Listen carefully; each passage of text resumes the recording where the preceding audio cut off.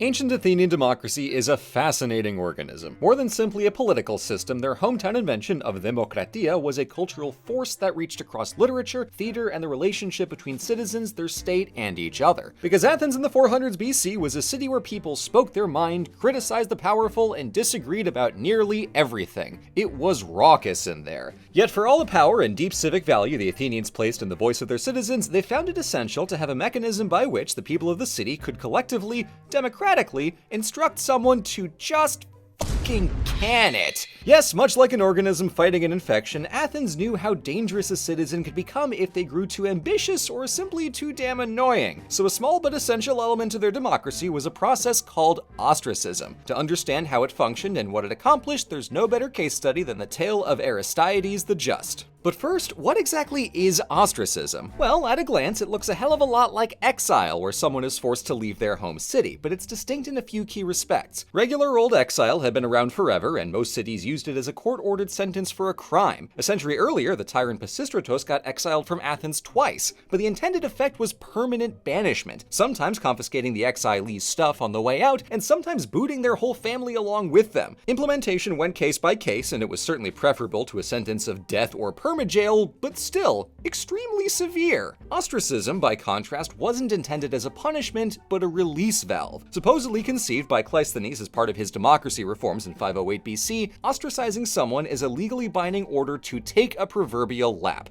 A 10-year lap, but a lap nonetheless, because the point was to go anywhere else, cool off, and ultimately come back to Athens with your property and citizens' rights perfectly intact. Someone's acting like they might want to be a tyrant? Take a lap. Someone gets a little too buddy-buddy with Persia? Take a lap. Someone keeps suggesting really stupid ideas in the assembly? Not a crime, but take a lap. In every case, the citizen had 10 days to get their affairs in order before they bounced, and their family was left to their own devices, with no consequences or social scorn for being associated with the ostracized. 10 years later, the citizen returned to the city, free to resume their life, participate in the assembly, and even hold special offices like Archon or General. But critically, their social clout would have weakened from a decade out of the loop, and enough time had passed since whatever hubbub prompted their ostracism that the matter was long since resolved and they didn't pose a serious threat anymore. And if they did, take another lap, buddy. Unlike exile, which was by design a punitive measure after a crime, ostracism was a preventative measure. The point was to stop a situation before it got dodgy and come out the other side with no hard feelings between the state and the ostracized citizen. But if there wasn't a crime and a court case about it, how did the Athenians decide who to ostracize? Well, the process was remarkably simple. Every year, the citizen assembly held a vote on whether or not to conduct an ostracism. If yes, they held a second vote to decide who. Citizens wrote names on shards of broken pottery, the ancient Greek equivalent of scrap paper. This pottery shard, called an ostrakon, was their ballot, and if a single name amassed more than 6,000 collective ostraka, the number one pick was officially out of here. Notably, if no name cleared that 6,000 threshold, then nobody got the boot, ensuring that only genuine troublemakers with a critical mass of votes had to pack their bags. At every step, this was a remarkably elegant system. Its purpose, activation protocol, voting mechanism, and consequences were very carefully thought out to solve the problem with the lightest touch possible. At the risk of complimenting Athens, this system is legitimately genius, on par with the Republic of Venice electing their ruler with a child-operated bingo ball machine. Rare and esteemed company.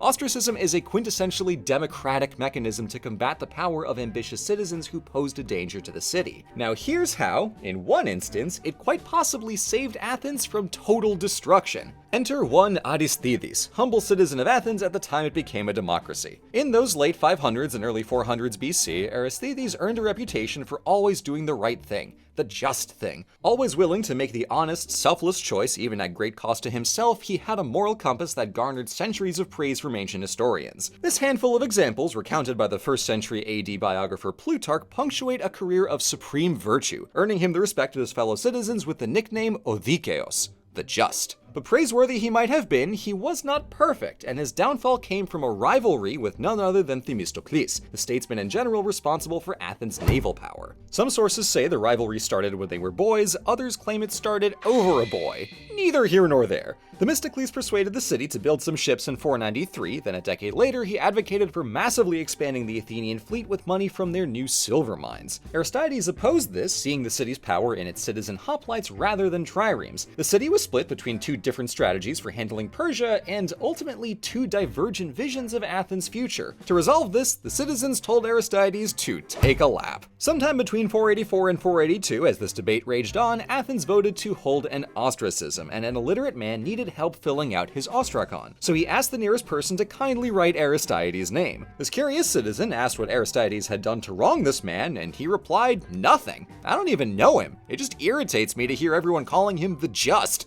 Who does that jerk think he is?" The stranger, being none other than Aristeides himself, stayed true to his principles and wrote down his own name on the ostracon. And should we have expected anything less? That vote, plus at least 5,999 others, sent him packing for the next 10 years. Among the 12,000 ostraca excavated in Athens, a few surviving shards bear Aristeides' name. Just imagine if this right here was Aristeides' own autograph of doom. God, I love history. This process worked exactly as intended. He committed no crime and suffered no undue misery, even praying to the gods on his way out to keep Athens peaceful so nobody would miss him while he was gone. But he was in the way of Themistocles' naval policy, so the citizens politely told him to can it. Well, except for that one guy, he had other motives. But just as well they did, because with Aristeides out of the way, Themistocles' giant fleet of ships was the exact thing which saved Athens and nearly all of Greece when the Persians rolled back in 3 short years later. Now, getting Mr. Justice to take a lap was only half of the system working as intended, because the citizens collectively decided, hey, Aristeides was an extremely good general at Marathon. Let's bring him back so he can help us not all die, maybe. Good plan? Good plan. So they formally recalled him from ostracism and elected him strategos, serving under the fleet command of Themistocles. Aristeides, for his part, harbored zero ill will, as they both vowed to set aside their differences to support each other as comrades in arms for the good of Athens. And people think the classics are straight. Give me a break. In the ensuing Battle of Salamis, Aristeides landed soldiers on the island of Psytalia to take out a Persian garrison, a small but essential piece of the victory. The following year, he was re-elected strategos to command the Athenian hoplites at the victorious Battle of Plataea. After that, Aristeides helped liberate various Ionian allies who disliked the Spartans so much they instead swore loyalty to Aristeides personally, which set the diplomatic basis for Athens forming their defensive alliance, the Delian League. And he in turn calculated the tribute every allied paid to the treasury based on everyone's natural resources. Athens quadrupled the tributes by the end of the century, but it started far more fairly. Our international man of justice returned from his ostracism to deliver victory after victory after victory for Athens. His recall was as clear a sign of the system working as intended as his originally getting booted, and it saved Athens in the process. If he never took that lap, there very well might not have been a fleet, and Persia steamrolls them. If they ejected him on such punitive terms they couldn't bring him back, Athens would have been down a talented statesman and general when they needed it the absolute most. This whole saga demonstrates the supreme value of cleverly crafted systems as well as inhumanly righteous citizens. Athens' early success as a young democracy was a product of both, acting in the interest of genuine justice. And as much as I deservedly dogpile on them, I do in fact gotta hand it to the Athenians for designing and implementing a process where the citizens can collectively, democratically say, hey man, I hear you, and as a fellow citizen, I respect you, but I'm gonna have to ask you to just shut the hell up and take a lap. Also, can you write your own name on this pottery shard for me?